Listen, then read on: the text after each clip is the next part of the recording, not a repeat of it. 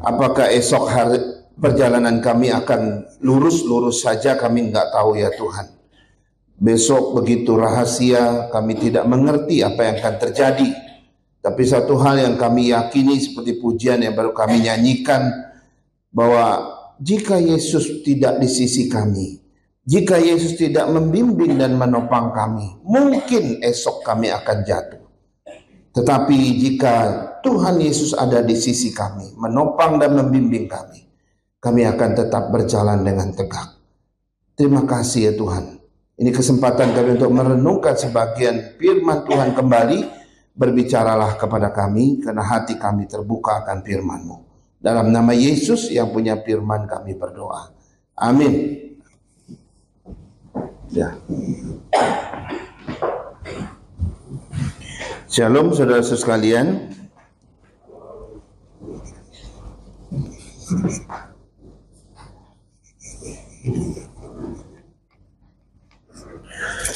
Ya, mari kita lihat tema kita, masih sambungan dari tema kita yang lalu. Hari ini tema kita adalah seri ketiga ya, cara Paulus menghadapi sesuatu yang tidak pasti. Coba kita baca dulu bagian firman Tuhan ini. Filipi 1 ayat 21 sampai 24. Filipi pasal 1 ayat 21 sampai 24 kita baca bersama-sama. Demikian firman Tuhan 23. Karena bagiku hidup adalah Kristus dan mati adalah keuntungan. Tetapi jika aku harus hidup di dunia ini, itu berarti bagiku bekerja memberi buah. Jadi mana yang harus kupilih? Aku tidak tahu. Aku didesak dari dua pihak. Aku ingin pergi dan diam bersama-sama dengan Kristus, itu memang jauh lebih baik. Tetapi lebih perlu untuk tinggal di dunia ini karena kamu.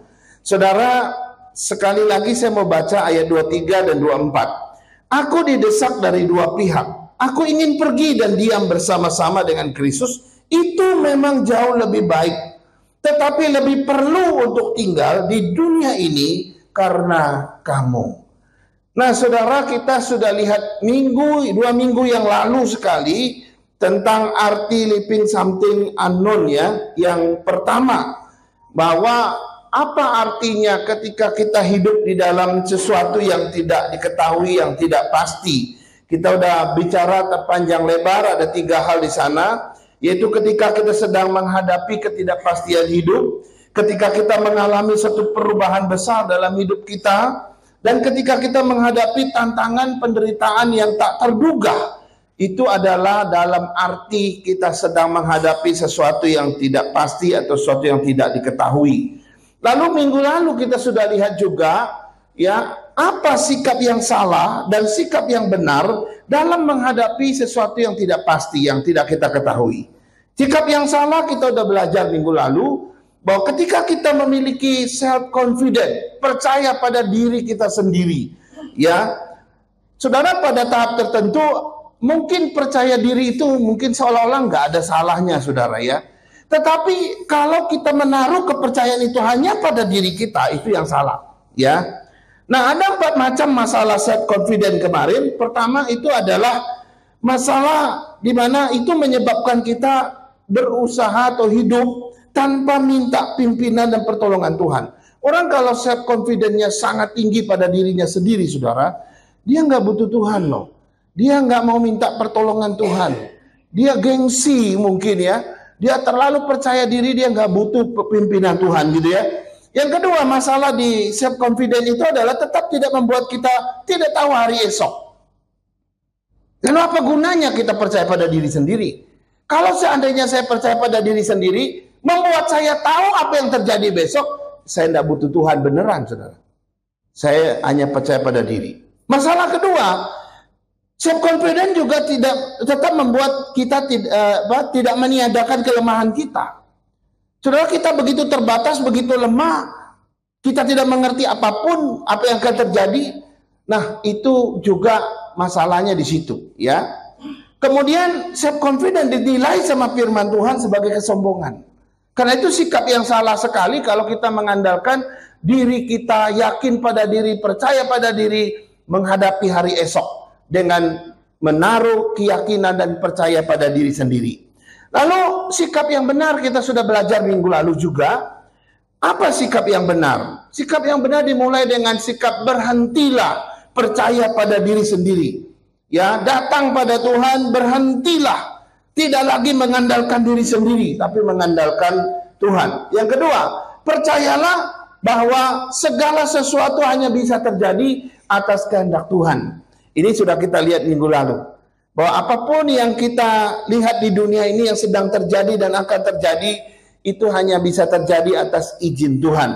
Dan yang menarik yang bagian ketiga, sikap yang benar dalam menghadapi sesuatu yang tidak pasti, yang belum kita ketahui, ubahlah self-confident menjadi God-confident. Ya. Jadi kita tidak lagi menaruh percaya pada diri sendiri, tapi menaruh percaya diri kita itu ada pada Tuhan. Amin, saudara? Amin?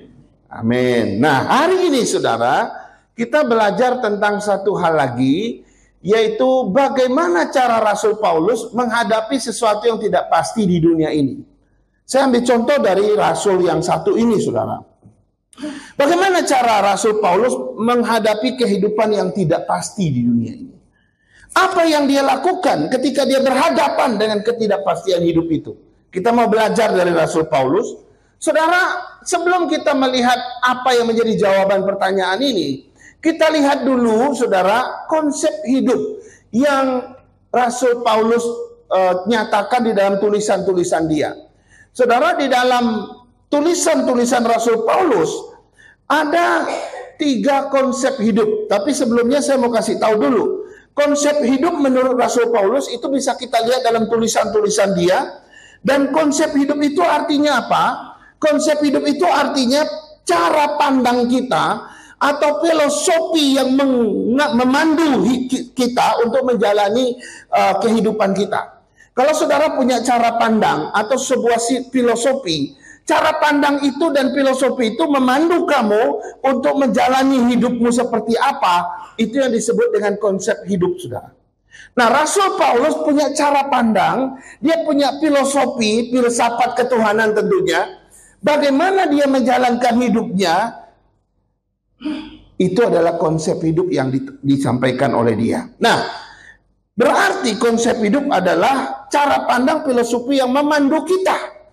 Ya, biasanya berasal dari konsep-konsep pribadi, bisa juga berasal dari opini-opini masyarakat luas, tapi orang percaya itu bisa berasal dari firman Tuhan. Konsep hidup kita bukan dibuat oleh kita, bukan dibuat oleh dunia ini, tapi dibuat oleh firman Tuhan. Nah, saudara, konsep hidup itu, saudara, sangat berkaitan dengan beberapa hal. Pertama, konsep hidup kita itu sangat berkaitan dengan yang namanya tujuan hidup. Kalau saudara punya satu tujuan hidup, di sana saudara mau capai, maka hidup yang engkau jalani dari titik ke titik yang lain sampai menuju tujuan itu, saudara, itu semua bicara tentang konsep hidup yang kamu bangun. Yang kedua, konsep hidup juga berkaitan dengan makna hidup. Makna hidup itu artinya hidupku ini maknanya apa sih? Sehingga untuk makna itulah aku bisa hidup dan aku merasa betul-betul berarti hidupku. Karena ada makna yang kita sedang hidup. Atau juga berkaitan dengan nilai-nilai kehidupan. Konsep hidup juga berkaitan dengan nilai-nilai kehidupan, dengan motivasi, dengan sikap prioritas, dan perencanaan hidup kita. Nah, itu adalah konsep hidup berkaitan dengan itu semua. Nanti kalau kita menyentuh hal-hal ini, saudara, maka Rasul Paulus mengatakan itu bagian dari konsep hidup. Nah, sekarang kita lihat ada 3 konsep hidup yang dipaparkan oleh Rasul Paulus di dalam tulisan-tulisan dia. Yang pertama, hidup itu adalah ujian. Hidup itu adalah ujian. Paulus dengan yakin menyatakan bahwa sejak kita diciptakan Allah dalam kandungan, hidup kita ini sudah ditetapkan untuk diuji. Dan selalu diuji, saudara. Sepanjang hidup kita di dunia ini merupakan ujian yang tak putus-putusnya, saudara. Bangun pagi saja kita sudah berhadapan dengan ujian, betul tidak? Saudara mau kerja saja, saudara sudah berhadapan dengan ujian. Saudara mau berkendara di jalan, sudah berhadapan dengan ujian. Saudara mau kuliah, saudara berhadapan dengan ujian. Saudara mau apa saja, di mana saja, saudara berhadapan dengan ujian.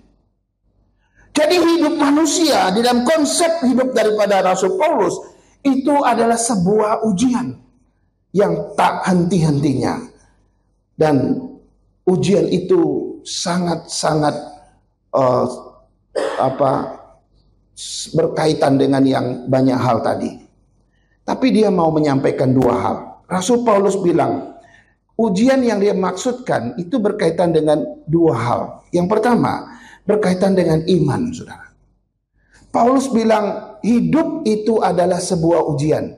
Nah, ujian yang pertama menurut Rasul Paulus itu berkaitan dengan iman. Dengan imanku kepada Tuhan.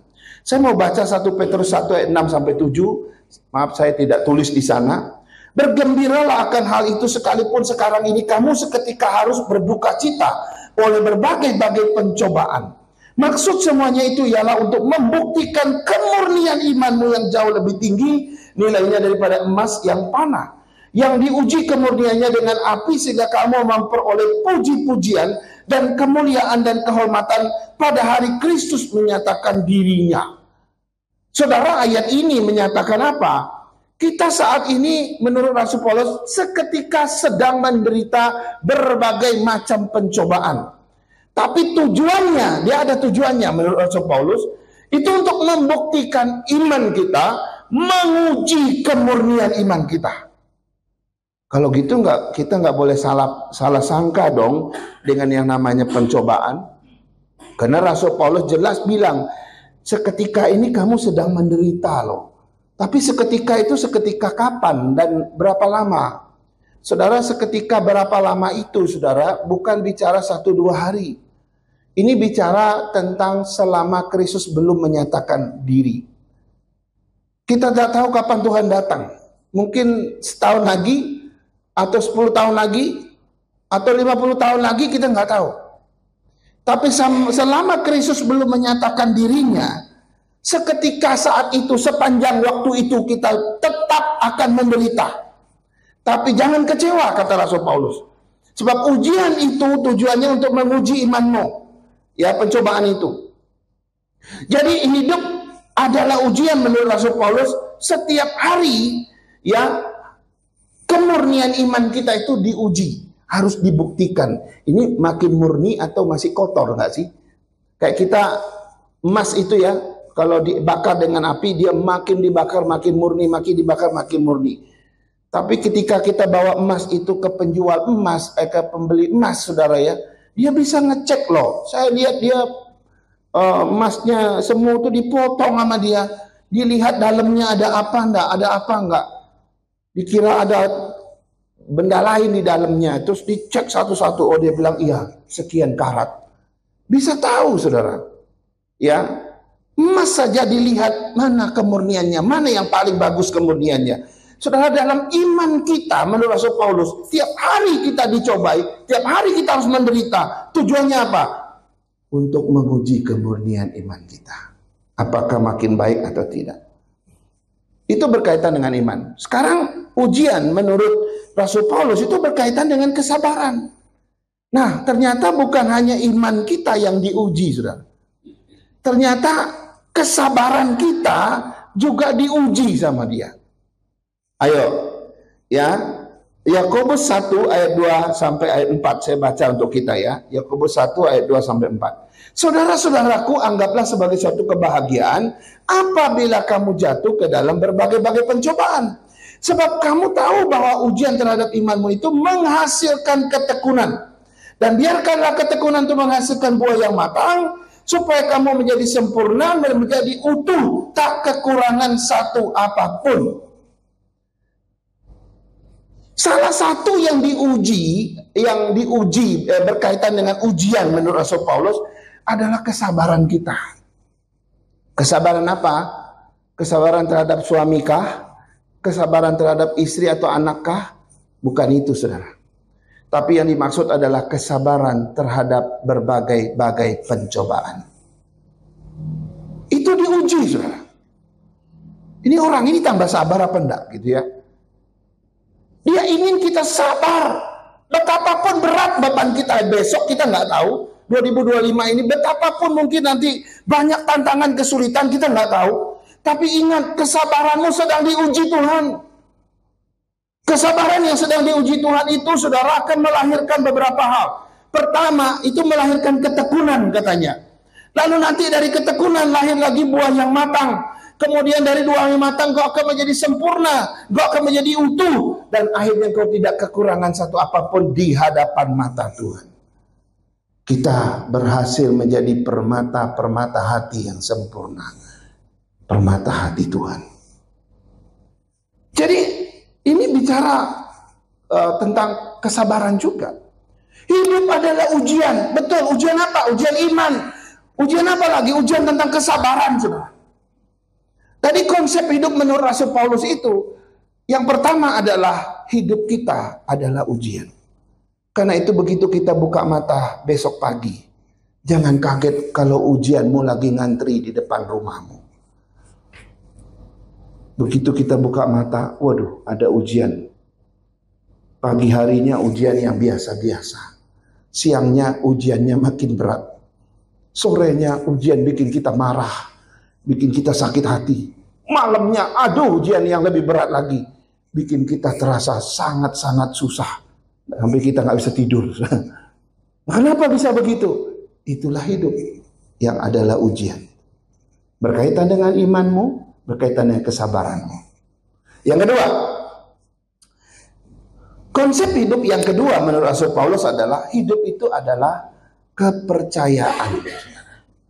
Hidup itu adalah kepercayaan. Ya, ini bukan masalah iman ya. Kepercayaan di sini adalah sesuatu yang dipercayakan, itu maksudnya ya. Jadi bagi Rasul Paulus ya, hidup kita ini adalah hidup yang dipercayakan oleh Tuhan kepada kita, ya kan? Artinya kita dipercaya Tuhan itu apa?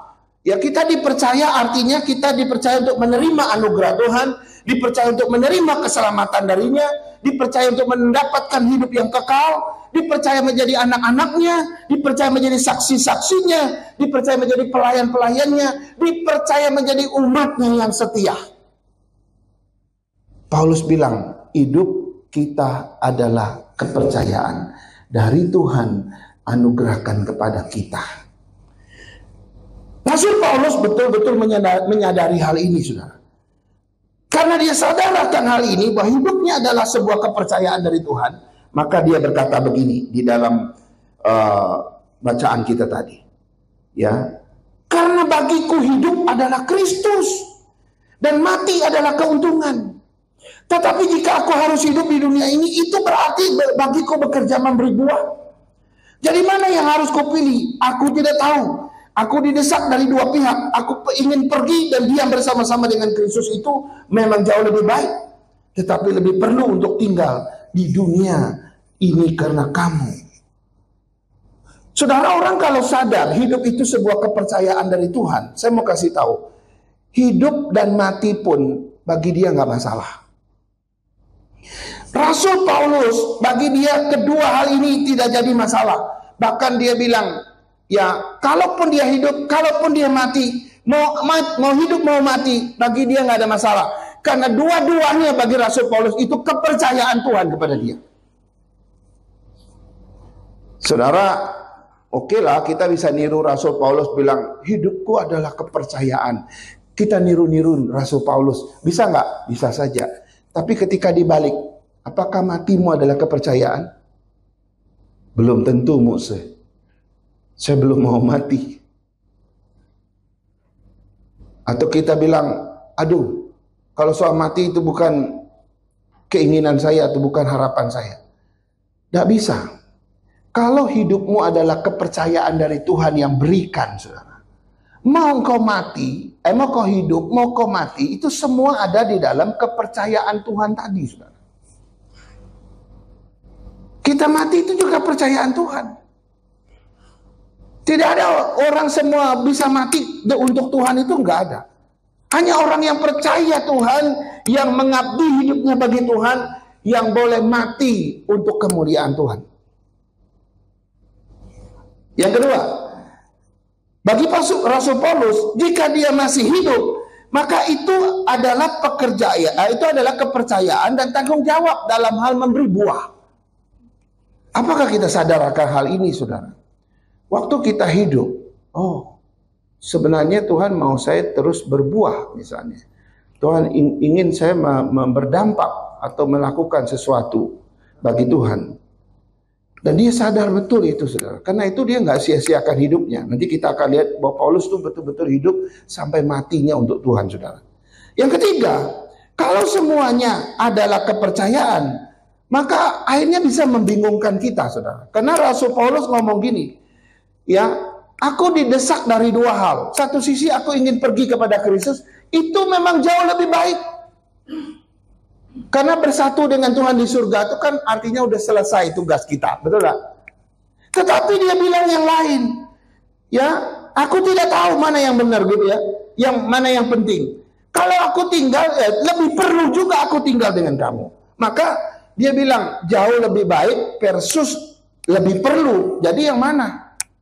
Terserah Tuhan gitu ya. Pergi kepada Tuhan atau tetap tinggal di dunia ini membingungkan, aku nggak tahu. Tapi bagiku yang mana Tuhan kasih, aku anggap itu sebuah kepercayaan. Ini Rasul Paulus, saudara. Jadi hidup menurut konsep hidup Rasul Paulus itu adalah kita hidup adalah sebuah kepercayaan. Sebuah tanggung jawab yang diberikan kepada kita. Yang ketiga, konsep hidup menurut Rasul Paulus adalah hidup itu sementara. Nah, kita sudah sering menyinggung bagian ini di minggu-minggu yang lalu, saudara. Konsep hidup yang diajarkan Rasul Paulus di dalam tulisan-tulisan dia, bahwa hidup kita ini sementara saja. Hidup manusia itu sebentar saja kelihatan, setelah itu lenyap. Setiap hari, ya, secara lahir ya manusia akan merosot. Ini menurut Rasul Paulus. Saya baca 2 Korintus 4 ayat 16 sampai 18. Dengarkan firman Tuhan. Sebab itu kami tidak tawar hati, tetapi meskipun manusia lahiriah kami semakin merosot, namun manusia batinnya kami diperbaharui dari sehari ke sehari. Sebab penderitaan ringan yang sekarang ini mengerjakan bagi kami kemuliaan kekal yang melebihi segala-galanya, jauh lebih besar daripada penderitaan kami. Sebab kami tidak memperhatikan yang kelihatan, melainkan yang tidak kelihatan. Karena yang kelihatan adalah sementara, sedangkan yang tidak kelihatan adalah kekal. Konsep yang diajarkan bahwa hidup manusia kita secara lahiriah makin hari makin merosot. Ada enggak yang di sini makin lama, makin usianya makin banyak, makin muda, ada enggak? Saya pingin lihat Oma waktu mudanya kayak apa gitu ya. Tapi ketemu Oma sih sudah sekarang seperti sekarang ya kan. Tapi yang jelas muka kita berubah, saudara. Saudara lihat fotomu 2 tahun lalu aja atau 3 tahun lalu. Udah beda, saudara. Ya. Udah beda. Itu bicara tentang lahiriah kita makin hari makin merosot. Dan itu konsep hidup yang diberikan oleh Rasul Paulus bahwa nggak ada yang bisa bertahan. Ya, apa yang kita hidupi sekarang ini makin hilang, saudara. Ya. Dan yang menarik dia bilang, ya, yang kelihatan itu sementara. Yang tidak kelihatan itu justru kekal. Kita pasti udah bisa menerjemahkan ini. Dia ngomong lagi dalam 1 Korintus 7 ayat 31. Dia ngomong begini, pendeknya orang-orang yang mempergunakan barang-barang duniawi seolah-olah sama sekali tidak mempergunakannya. Sebab dunia seperti yang kita kenal sekarang akan berlalu. Paulus menegaskan tidak hanya hidup kita yang akan berlalu, tetapi dunia juga akan berlalu. Ini konsep hidup yang ketiga yang diajarkan oleh Rasul Paulus, bahwa hidup kita di dunia ini sementara. Nah, saudara, kita sudah lihat bahwa hidup manusia di dunia ini adalah ujian terhadap iman dan kesabaran. Hidup di dunia ini adalah kepercayaan, ya, suatu-suatu bisa diambil kalau engkau tidak setia. Sementara, bersifat sementara, kapan saja bisa berakhir. Semua ini bicara tentang konsep hidup yang diajukan oleh Rasul Paulus. Nah, sekarang kita lihat bagaimana cara Paulus menghadapi kehidupan yang tidak pasti, seperti itu, saudara. Pertama itu ujian, tiba-tiba saja kita diuji, kita nggak tahu. Pertama itu kepercayaan, sewaktu-waktu bisa dicabut. Yang ketiga itu ada sementara, sewaktu-waktu bisa berhenti. Ini bicara tentang hal-hal yang tidak pasti, saudara. Bicara tentang ketidakpastian hidup, 3 konsep hidup itu.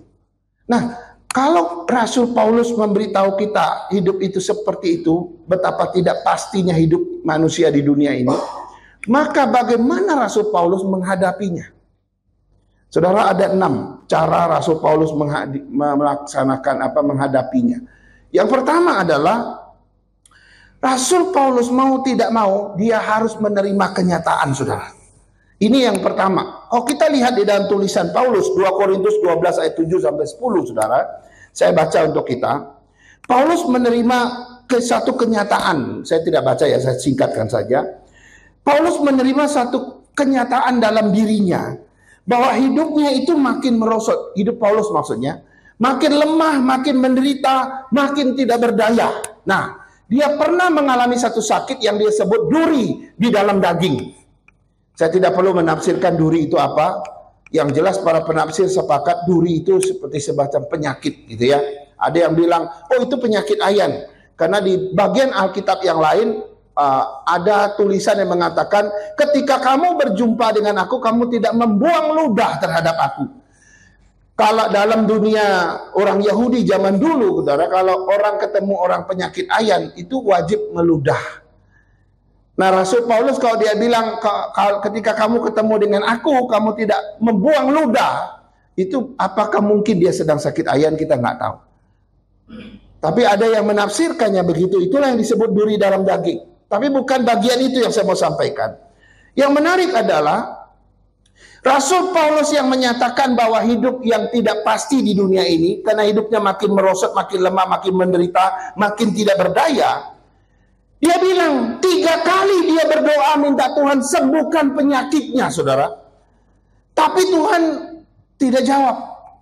Justru Tuhan bilang begini, cukuplah kasih karuniaku bagimu, sebab justru dalam kelemahanlah kuasaku menjadi sempurna. Bayangkan 3 kali dia minta dicabut itu duri dalam daging. Tapi Tuhan tidak. Harusnya, ini saya ngomong ya, begini, orang kalau melakukan mujizat gitu ya, bisa melakukan mujizat. Harusnya orang yang melakukan mujizat itu tidak pernah sakit dong. Dia numpangin orang aja kanker langsung hilang, numpanginnya bisul langsung pecah dan sembuh gitu ya. Numpang tangan aja langsung orang yang lumpuh bisa berjalan. Nah, ketika dia sakit dia tumpang sendiri bisa jalan, bisa sehat kan? Logikanya kan begitu. Nah, Rasul Paulus ini juga punya kuasa, saudara. Juga bisa menyembuhkan orang, saudara. Dalam pelayanan dia. Tapi kenapa sakit yang satu ini Tuhan gak mau sembuhkan? Kenapa, saudara? Di sini kita melihat Paulus akhirnya menerima satu kenyataan. Bahwa hidup ini memang sangat-sangat tidak pasti. Makin lama makin merosot. Makin lama makin menderita. Makin lama makin tidak berdaya. Dia sadar itu, dia terima itu, saudara. Tapi aneh di zaman postmodern ini, saudara. Saya sering mendengar ibu-ibu di luar sana ngomong begini, kami mau melawan tua. Tahu melawan tua? Melawan untuk menjadi tua. Artinya dia tidak mau jadi tua, itu maksudnya. Pokoknya kami melawan mau jadi tua. Alisnya yang udah mulai turun dinaikin lagi, cat, kencang gitu modelnya ya. Ini udah mulai keriput-keriput entah gimana, dibikin lagi jadi bagus sekali. Udah mulai banyak bintik-bintiknya, pergi ke Malaysia, di laser, pulang kayak kulit baby, saudara ya. Wah, saya lihat luar biasa gitu ya. Rambutnya udah mulai putih, dicat jadi merah. Wah, berani banget. Pertanyaannya, apa betul mereka bisa melawan tua? Alkitab bilang gak ada satupun yang bisa. Beberapa tahun yang lalu, seorang ibu, dia jual suplemen, dia jual vitamin, mahal sekali. Dan dia sendiri minum suplemen itu, dia membuktikan kepada orang, coba nih aku minum suplemen, aku minum vitamin, aku sehat. Dia jual ke orang puluhan juta, dibeli-beli sama orang, saudara. Dia kaya gara-gara jual itu. Setahun setengah yang lalu dia mati overdosis daripada vitamin itu. Temennya yang jadi anak buah dia, saudara, yang juga kasih obat suplemen dan vitamin untuk jual-jualin ke orang itu, juga minum-minum kayak dia, saudara. Hari ini dia kena autoimun.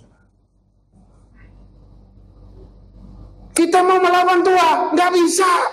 Tuhan bilang nggak, makin lama kamu akan merosot. Kita mau harus menerima kenyataan. Lebih baik dengan damai sejahtera. Aku terima kenyataan ini, Tuhan. Kalau aku memang harus menjadi tua, ya, aku akan hadapi masa tuaku dengan penuh kesetiaan. Yang kedua, saudara, Rasul Paulus menghadapi kehidupan yang tidak pasti itu. Dia mengembangkan kesabarannya. Roma 5 ayat 3-5 itu menunjukkan bagaimana dia mengembangkan kesabarannya. Dia berkata begini, dan bukan hanya itu saja, kita harus bermegah juga dalam kesengsaraan kita.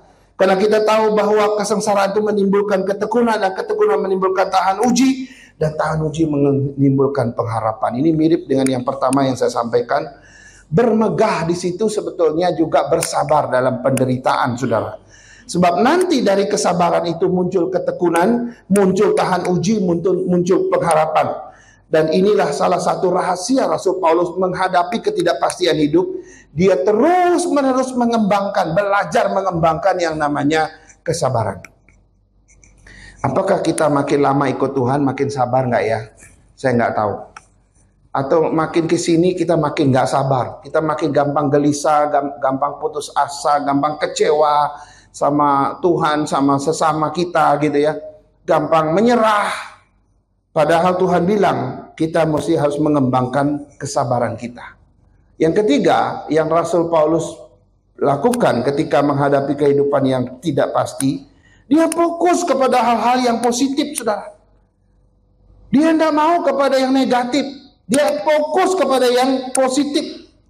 Saudara, kalau terjadi ketidakpastian hidup, saudara ya, ini Los Angeles itu lagi kebakaran sampai 80% sekarang, saya nggak tahu. Wah, itu kehidupan orang di sana mulai nggak pasti, saudara. Ya banyak yang pindah keluar kota, udah nggak ada rumahnya, kebakaran habis, saudara. Ya, hidup kalau sudah nggak pasti kayak begitu, ini kan salah satu contoh bencana alam yang bisa memberikan kita ketidakpastian hidup tuh. Yang tadinya tenang-tenang, damai-damai, bisa kerja sana sini tiap hari. Hari ini mereka nggak bisa apa-apa lagi. Nah, kalau terjadi ketidakpastian hidup seperti itu, biasanya pikiran kita kacau balau. Pikiran kita kemana-mana, saudara ya. Kehilangan akal sehat, itu biasa terjadi pada manusia. Tapi Rasul Paulus bilang enggak. Kalau kau menghadapi ketidakpastian hidup, tetaplah fokus kepada hal-hal yang positif.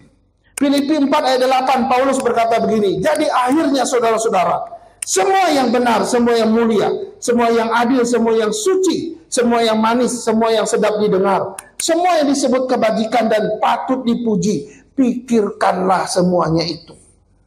Setidakpasti apapun hidupmu hari ini, saudara, jangan kacau balau pikiranmu. Jangan galau dan tetaplah berpikir hal-hal yang positif. Hanya orang Kristen yang bisa mengendalikan pikirannya tetap positif, saudara. Kenapa? Karena pikiran yang positif berkaitan dengan Tuhan, saudara. Yang keempat adalah Paulus menggunakan waktunya dengan baik. Saudara, ketika Paulus menghadapi ketidakpastian hidup di dunia ini, dia tahu satu hal, dia harus memanage waktunya dengan baik dan menggunakannya dengan baik. Efesus 5 ayat 16 dan 17 berkata begini, Paulus bilang begini, pergunakanlah waktu yang ada, karena hari-hari ini adalah jahat. Sebab itu janganlah kamu bodoh, tetapi usahakanlah supaya kamu mengerti kehendak Tuhan. Paulus mengatakan dua hal. Waktu sekarang ini waktunya sangat singkat. Yang kedua, waktu sekarang ini waktu yang jahat. Saudara, sudah singkat, jahat lagi. Sudah jahat, singkat lagi. Waduh, ini mengerikan, saudara. Kalau begitu, apa yang harus kita kerjakan? Tidak bisa tidak. Pergunakan waktu dengan baik. Manage dengan baik. Supaya hidup kita tetap memuliakan Tuhan. berdampak, supaya hidup kita tetap menghasilkan buah bagi Tuhan, tidak stagnan di tempat. Hidup kita tetap menjadi sukacita, menghadirkan Tuhan bagi orang lain, dan orang boleh merasakan kehadiran kita di mana Allah hadir bagi mereka. Karena itu nasihat Paulus ini luar biasa, saudara. Pergunakan waktu dengan baik, jangan sia-siakan. Tahu-tahu nanti kita sudah umur 60, 70, aduh, kita bilang aku belum buat apa-apa. Saudara, sambil kita akan merosot, terus merosot, sambil waktu yang sedikit ini makin habis, sambil kita juga mempergunakan yang ada dengan baik. Yang kelima, apa yang Paulus lakukan ketika dia menghadapi ketidakpastian hidup? Yang kelima adalah dia menyiapkan sesuatu yang bersifat protek, saudara. Sesuatu yang bersifat melindungi, menjaga masa depannya gitu ya. Nah, saya mau baca begini, Roma 1 ayat 17 bilang begini ya. Tapi sebelumnya saya mau bicara begini dulu. Di dunia ini ada banyak hal-hal yang menjamin masa depan, ya kan? Misalnya ada asuransi kesehatan gitu ya, ada asuransi jiwa, ada apa lagi? Ada jaminan masa tua mungkin istilahnya, ada lagi pensiun dan sebagainya. Itu semua bicara tentang sesuatu yang memprotek masa tua, masa depan kita. Ya kan? Banyak hal yang kita kerjakan itu untuk memprotek masa depan kita. Nanti kelak saya sampai di sana, aku sudah tidak kuat lagi, aku sudah tidak mampu lagi, tapi aku masih bisa hidup dengan baik. Karena ada yang memprotek. Tapi saudara, di dalam hidup iman Kristen kita, perjalanan iman Kristen kita, yang memprotek bukan hal-hal yang di dunia ini, saudara. Apa hal-hal yang memprotek bagi Rasul Paulus? Dia ada dua, saudara. Pertama, rahasianya adalah hiduplah setiap hari dengan iman. Bagi Rasul Paulus ini adalah protek yang benar. Kalau engkau tidak tahu apa yang terjadi esok, kalau engkau tidak tahu sesuatu yang pasti, kalau engkau tidak tahu ada semua rahasia yang akan terjadi besok dengan hidupmu, apakah engkau akan baik-baik saja atau tidak baik-baik saja, kita tidak tahu. Kalau hidup yang seperti ini yang sedang kita jalani, saudara, protek pertama engkau harus hidup setiap hari dengan iman bersama Tuhan. Rasul Paulus bilang begini, orang benar akan hidup oleh iman. Dan di tempat yang lain juga mengatakan, ya, kita hidup bukan karena melihat, tetapi karena percaya. Rasul Paulus mengatakan begitu, saudara. Dan itu adalah caranya dia menghadapi ketidakpastian hidup. Kalau kita nggak tahu apa yang terjadi besok, masih rahasia semua, kita nggak bisa mengerti apa itu yang akan terjadi, maka sikap yang paling benar adalah, yang memprotek kita adalah hidup setiap hari dengan iman. Tapi hati-hati menerjemahkan kalimat ini, saudara. Jangan berpikir, oh kalau saya berjalan dengan iman setiap hari bersama Tuhan, berarti semua beres dong. Semua nggak ada masalah dong. Semua nggak ada tantangan kesulitan dong. Itu juga salah. Walaupun kita hidup dengan iman, saudara, itu pasti masih mungkin ada yang namanya tantangan, kesulitan, dan penderitaan, dan pencobaan. Mungkin masih ada. Tetapi karena kita hidup dalam iman, kau tetap kuat. Berjalan bersama Tuhan di tengah-tengah tantangan, kesulitan itu. Ini yang Rasul Paulus katakan. Kalau kita lihat penderitaan Rasul Paulus, sudah berapa kali dia mau mati karam kapal, berapa kali dia mau dibunuh, berapa kali dia mau ditangkap. Tapi Tuhan masih melindungi dia. Tapi akhirnya dia dipenggal kepalanya. Bagi dia tidak menyesal. Bahkan dia tahu waktunya sudah tiba. Yang kedua, hal yang kedua yang memprotek hidup kita di dalam ketidakpastian hidup itu adalah jangan memperhatikan yang kelihatan, tapi perhatikanlah yang tidak kelihatan. Nah, ini seperti ada satu lagu itu ya, seperti sau. Tahu sau itu seperti jangkar kapal itu, saudara ya. Kita kalau lihat kapal di tengah laut, kalau jangkarnya diturunkan, dia nancap di dalam karang laut itu. Walaupun badan kapalnya itu diombang-ambing oleh laut, dia putar-putar, dia tidak akan kemana karena jangkarnya menahan dia dari tempat yang begitu kuat. Nah, Kita dilarang memperhatikan apa yang kelihatan. Ini bukan berarti kita nggak melek mata ya, bukan itu maksudnya ya, nggak seperti itu. Tapi kita disuruh memperhatikan yang tidak kelihatan. Tadi kita baca yang tidak kelihatan itu kekal, yang kelihatan itu sementara.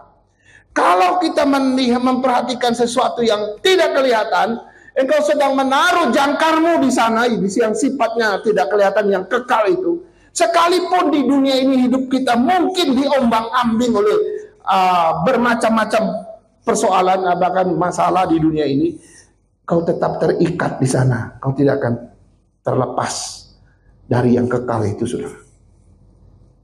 Ini gambaran-gambaran yang diberikan oleh Rasul Paulus dalam memproteksi diri kita ketika kita menghadapi sesuatu yang tidak pasti, sesuatu yang tidak kita ketahui. Ketidakpastian hidup. Yang terakhir, apa yang Rasul Paulus lakukan ketika menghadapi ketidakpastian hidup? Dia selalu mencari perkara-perkara di atas. Kolose pasal 3 ayat 1-4 berkata begini, carilah perkara-perkara di atas, di mana Kristus ada, duduk di sebelah kanan Allah. Pikirkanlah perkara-perkara yang di atas, bukan yang di bumi. Menarik ya? Kenapa dia suruh kita berpikir perkara-perkara yang di atas? Ya, bukan yang di bumi, saudara. Nah, saudara, dengan kata lain, Rasul Paulus mau mengatakan begini sebenarnya.